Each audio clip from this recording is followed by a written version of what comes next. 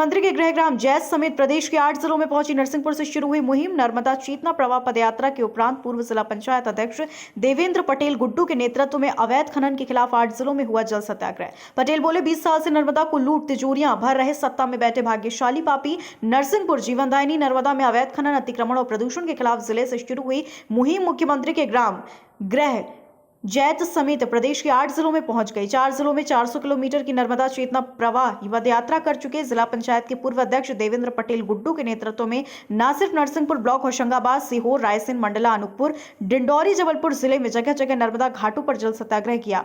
इस मौके पर बरमान खुर्द में जल सत्याग्रह करते हुए देवेंद्र पटेल ने कहा, 20 सालों से सत्ता में बैठे भाग्यशाली पापी नर्मदा में बेतहाशा खनन कर अपनी तिजोरियां भर रहे। सत्याग्रह के दौरान नर्मदा के संरक्षण संवर्धन का संकल्प लिया।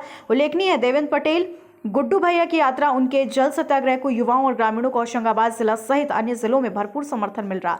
गुड्डू भैया एक ऐसे व्यक्ति हैं कि जो निस्वार्थ रूप से ये लड़ाई लड़ रहे हैं। उनको क्षेत्र में मां नर्मदा के पुत्र की उपाधि भी मिली हुई है।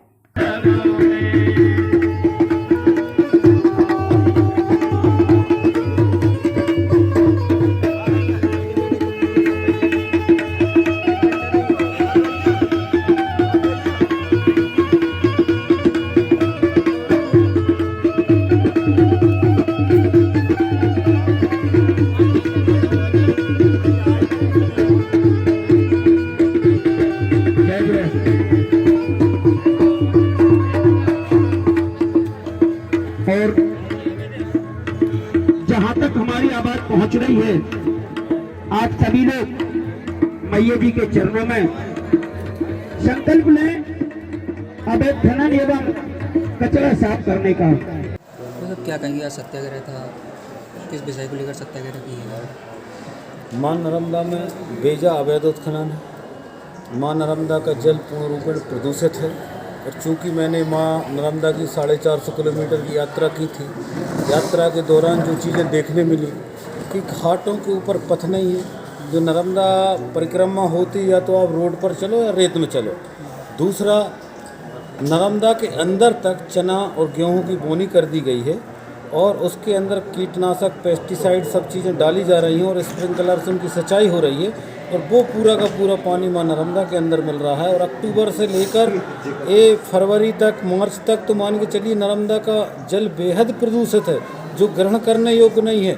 मगर उस जल का उपयोग हमारे भोपाल, इंदौर जैसे शहर और तटवर्ती शहर कर रहे हैं और प्रशासन इस प्रदूषण के ऊपर ध्यान नहीं दे रहा है। तो आप देखिए कि चर्म रोगों की लोगों पर कितनी मार पड़ रही है। आज मैंने एक डॉक्टर से भोपाल में मैंने बात की थी, तो उनका कहना था कि कभी हमारे पास एक दिन में जो 2-4 पेशेंट आते थे, आज 50-50 पेशेंटों की हमारे पास लाइन लगी है। और अगर यही स्थिति रही तो कैंसर जैसी बीमारियां ऐसे जल से हो सकती हैं। दूसरा, अवैधकरण से अवैध उत्खनन से मां नर्मदा का अस्तित्व संकट में आ गया है। अगर तत्काल खनन मां नर्मदा में बंद नहीं किया गया तो मां नर्मदा का आप मान के चलिए कि बरगी का बांध जो है, अगर 8 दिन के लिए अगर जल सप्लाई बंद कर देंगे तो मोटरसाइकिल लेके आप नर्मदा में घूमेंगे और नीलकंठ और सूरजकुंड के आप मोटरसाइकिल नर्मदा में चलाकर दर्शन करेंगे। मां नर्मदा की ये स्थिति है। क्योंकि आप सब लोग जानते हैं कि किसी भी नदी के अंदर रेत का जो महत्व होता है कि अगर रेत उठा ली गई तो नाला हो जाता है। नाला और नदी में जो फ़र्क होता है वो रेत का ही फ़र्क होता है। आज मां नर्मदा के अंदर जो बेहद अंधाधुंध अवैध उत्खनन चल रहा है, जिसका पूरा का पूरा श्रेय वर्तमान सरकार को जाता है। शासन, प्रशासन और माफिया का जो गठजोड़ है, इस गठजोड़ के लिए मेरा उद्देश्य है कि आज जो 7 जिलों के तटों के ऊपर सत्याग्रह हुआ है कि लोगों को जागरूक करें और लोग खड़े हो जाएंगे तो हम फिर लड़ाई लड़ने में और सक्षम होंगे। और हमारी लड़ाई जब तक मां नर्मदा को अवैध उत्खनन से मुक्त नहीं करा देते तब तक जारी रहेगी। खबर भारतवर्ष के लिए बाबई से राकेश नायक की रिपोर्ट। अपने शहर, अपने प्रदेश की ताज़ा खबरों के लिए लाइक करें, शेयर करें, सब्सक्राइब करें और हाँ, बेल आइकन दबाना ना भूलें, क्योंकि खबर हमारी, फैसला जनतंत्र का।